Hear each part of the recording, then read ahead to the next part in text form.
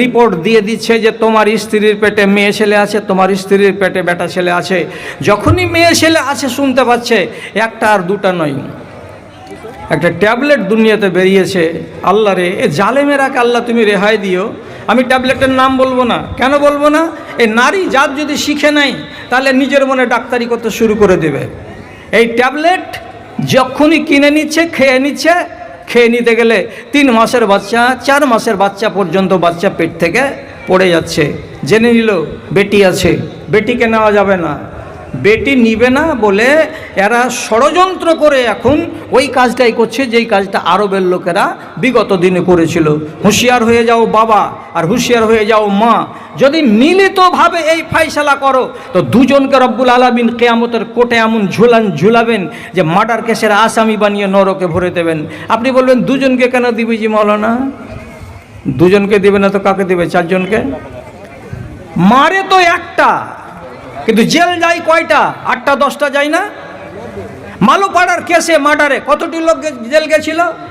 ওদের নামে যতটি বেঁচে ছিল 45টা লোকের, তার ভিতরে মরতে মরতে মরতে মরতে যেটি বেঁচে ছিল 18 19টা, সবটিকে কেন জেল হলো?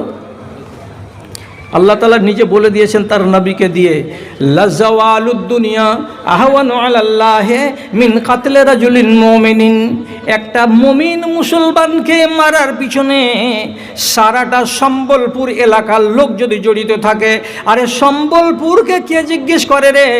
সারাটা মালদা জেলার লোক যদি জড়িত থাকে, আরে সারা মালদা জেলা নয়, সারা ভারতবর্ষের লোক যদি জড়িত থাকে, আরে ভারতবর্ষ না নয়, রব্বুল আলামিন নাই বলছেন লাজাওয়ালুদ দুনিয়া আহওয়ানু আলাল্লাহি মিন কাতলে রাজুলিন মুমিনিন। সারা জগৎবাসী যদি একটা মুমিনকে হত্যার দায়ে তারা জড়িয়ে যায়, হত্যা করতে গিয়ে তারা জড়িত হয়, আল্লাহ তাআলা বলছেন সারা দুনিয়াকে বরবাদ করে দেব তাতে আমি রাজি আছি, কিন্তু একটা মুমিনকে মারতে আমি রাজি নই।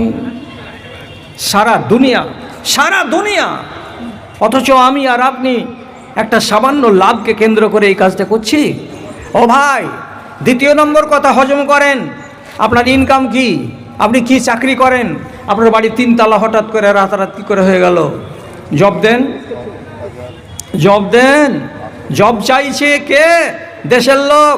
মুখ ফুটে না বলে আপনি মনে ভাবছেন যে সবাই আপনাকে দেখে সব ইস করছে যে হ্যাঁ কত কামাই করে আর কত পয়সাওয়ালা। আসলে ভয়ে কথা বলে না। জবাব চাইছে জাতি, কি করে এত বড় বাড়ি হলো? গুজরাটে আমি কাজ করি, গুজরাটে টাকা ইনকাম করে আমি এত বড় বাড়ি করেছি। নিজের যদি হালাল ইনকাম দিয়ে বাড়ি করে থাকেন তাহলে তো কোনো প্রশ্ন নেই। আর